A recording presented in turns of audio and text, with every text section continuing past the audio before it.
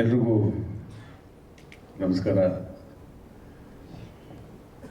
ಮೊದಲನೇ ಹೆಚ್ಚು ಕಮ್ಮಿ ಒಂದು 3-4 ತಿಂಗಳಾಗಿರ್ಬೋದು ಪ್ರೆಸ್ ಮೀಟ್ ಮಾಡಿದ್ವಿ.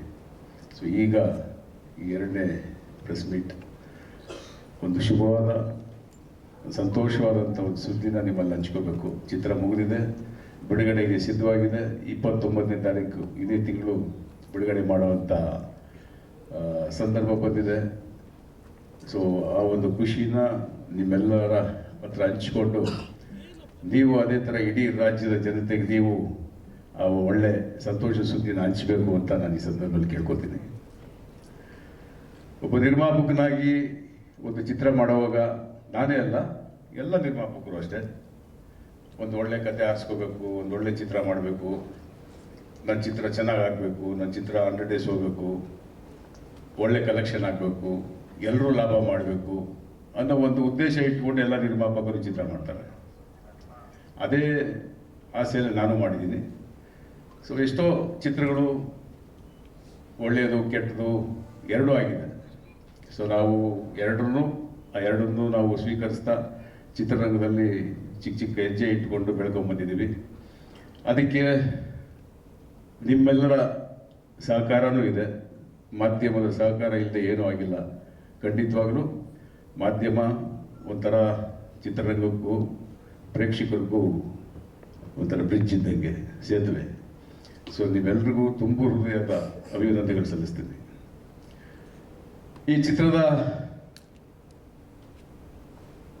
ನಿರ್ದೇಶಕರ ಬಗ್ಗೆ, ನಾಯಕ ನಟರ ಬಗ್ಗೆ ಆಗ್ಬೋದು, ನಾಯಕಿ ಬಗ್ಗೆ ಆಗ್ಬೋದು, ಶ್ರುತಿಯವರಾಗ್ಬೋದು, ಹಿರಿಯ ನಟರು ಸುಮಾರು ಜನ ಇದ್ದಾರೆ ಈ ಚಿತ್ರದಲ್ಲಿ. ಅವಿನಾಶ್ ಅವರು, ಕುಮಾರ್ ಗೋವಿಂದವರು, ಪದ್ಮಾವಸಂತಿ ಅವರು, ಬಿರಾದರ್ ಅವರು, ಚೇತನ್, ಮತ್ತು ಒಳ್ಳೆ ಹುಡುಗ ರೋಹಿತ್. ಸೊ ಈ ಥರ ಸುಮಾರು ತುಂಬ ಜನ, ನಮ್ಮ ಜಗಪತಿ ಬಾಬು ಇದ್ದಾರೆ. ಸೊ ಸುಮಾರು ಜನ, ದೊಡ್ಡಣ್ಣ, ಈ ಥರ ಸುಮಾರು, ಶ್ರೀನಿವಾಸ ಮೂರ್ತಿಯವರು, ಹಲವಾರು ಕಲಾವಿದರು ಈ ಚಿತ್ರದಲ್ಲಿ ನಟಿಸಿದ್ದಾರೆ.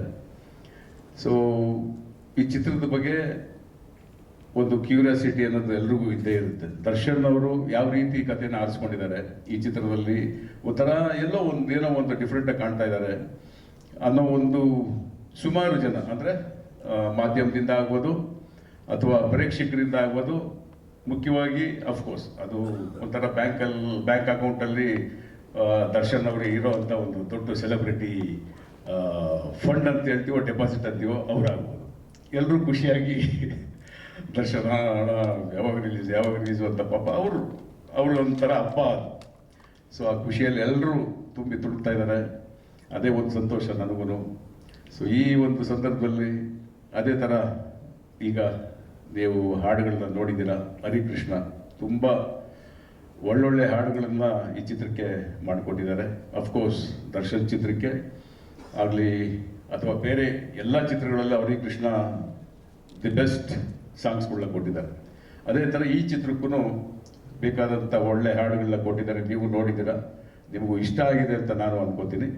ಸೊ ಈ ರೀತಿ ಪ್ರಕಾಶ್ ಎಡಿಟರ್ ಆಗ್ಬೋದು, ಆಮೇಲೆ ಸುಧಾಕರ್ ಆಗ್ಬೋದು, ಎಲ್ಲರೂ ಬ್ಯುಸಿ ಇದ್ದಾರೆ. ಅವ್ರು ಇವತ್ತು ಬರೋಕ್ಕಾಗ್ತಾಯಿಲ್ಲ. ಸುಧಾಕರ್ ಆಗಲಿ, ಎಡಿಟರ್ ಆಗಲಿ ಕಾಪಿ ರೆಡಿ ಮಾಡಿಕೊಂಡು ಕೂತಿದ್ದಾರೆ ಹೈದ್ರಾಬಾದಲ್ಲಿ. ಸೊ ಈ ಥರ ಎಲ್ಲರೂ ಕಷ್ಟಪಟ್ಟು, ಆರ್ಟ್ ಡೈರೆಕ್ಟರ್ ಗುಣ, ನಮ್ಮ ಮ್ಯಾನೇಜರ್ ನರಸಿಂಹ ಆಗ್ಬೋದು, ಎಲ್ಲರೂ ಕಷ್ಟಪಟ್ಟು ಇದೊಂಥರ ಈ ಚಿತ್ರನ ನಾನು ಎಲ್ಲೋ ಒಂಥರ ಒಂದು 3-4 ವರ್ಷ ಗ್ಯಾಪ್ ಆದಮೇಲೆ ಈ ಚಿತ್ರ ಎಲ್ಲ ತುಂಬಾ ಒಂದು ಹೊಸ ಅನುಭವ ಅಂತ ಅನಿಸ್ಬಿಡ್ತು ನನಗೆ.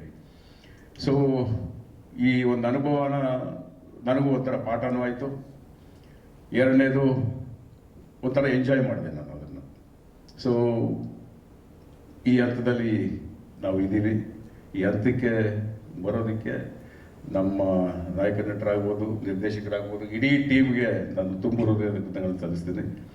ಹಾಗೆ ಈ ಚಿತ್ರದ ಬಗ್ಗೆ ಇನ್ನೇನಾದರೂ ಮಾತಾಡಬೇಕು ಅಂದರೆ ನಮ್ಮ ನಿರ್ದೇಶಕರಿದ್ದಾರೆ, ತರುಣ್ ನೀವು ಮಾತಾಡಬೇಕು. ಕುಮಾರ್ ಗೋವಿಂದ್ ಸರ್ ಅವರು ಮಾತನಾಡಿದ್ರೆ ಚೆನ್ನಾಗಿರುತ್ತೆ.